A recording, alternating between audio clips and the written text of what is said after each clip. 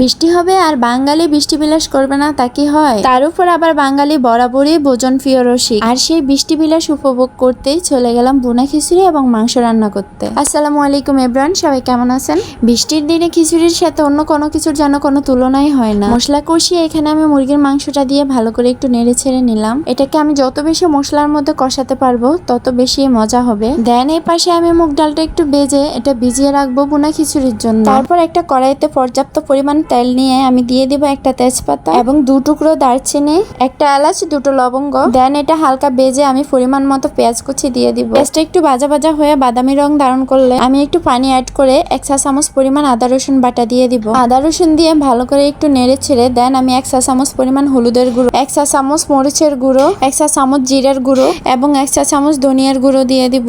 সবগুলো মশলা দেওয়ার পরে এটাকে ভালো করে আমি একটু নাড়িয়ে চাড়িয়ে কষিয়ে নিলাম। একটু পানি অ্যাড করে আমি বারবার মশলাটাকে কষিয়ে নিচ্ছি যেন কালারটা সুন্দর আসে। ভালো করে মশলাটা কষানোর পরে দেখেন কালারটা কত সুন্দর আসছে। আর এদিকে আমি ভেজা ডালগুলো ছেঁকে রাখছিলাম যাতে পানিটা টানে। দেন হচ্ছে আমি মশলাতে এগুলো দিয়ে ভালো করে এখন কষাবো। মশলার মধ্যে ডালগুলো দেওয়ার পরে এগুলো এখন আমি ভালোভাবে মিক্সার করব। মোটামুটি যখন মিক্সার হবে আর অনেকটা ভাজা ভাজা হবে তখন আমি পরিমাণ মতো লবণ দিয়ে দিব।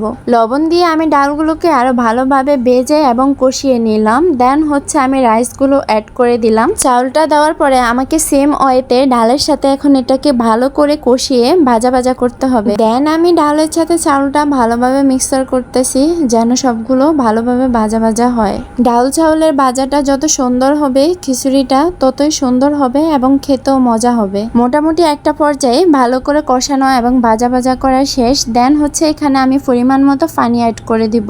আমি খিচুড়িটা জড়জড়া চাচ্ছি না, আমি একটু নরম করে খেতে চাচ্ছি, সেজন্য আমি একটু পরিমাণে বেশি পানি দিলাম। ভালো একটা স্মেলের জন্য এখানে আমি 2টো গোটা কাঁচামরিচ দিয়ে দিলাম উপর থেকে। দেন চুলাটা মিডিয়াম আঁচে রেখে আমি ঢাকনা দিয়ে ডেকে দিলাম। একটু পরে এসে দেখলাম বলক আসছে কিনা এবং চারদিকটা ঠিকঠাক আছে কিনা। দেন আবার ডেকে বসায় রাখলাম। এই হচ্ছে আমার খিচুড়ির ফাইনাল লুক। কেমন হয়েছে বলো তো? দেখতে অনেক লোভনীয় মনে হচ্ছে না? খিচুড়িটা দেখতে যেমন লোভনীয় হয়েছে খেতেও তেমন অনেক টেস্ট হয়েছে। এর মধ্যে সন্ধ্যা না নামতেই শুরু হয়ে গেল জুম বৃষ্টি। বৃষ্টি দেখতে তো আমার অনেক ভালোই লাগে, বাট বন্যা হওয়ার পরে বৃষ্টি দেখলে এখন একটু ভয়ও করে। যাই হোক, এমন 2024 সালটা যেন আমাদের লাইফে কখনো ফিরে না আসে। এই 24 সালটা আমাদের কত কিছু দেখালো তাই না?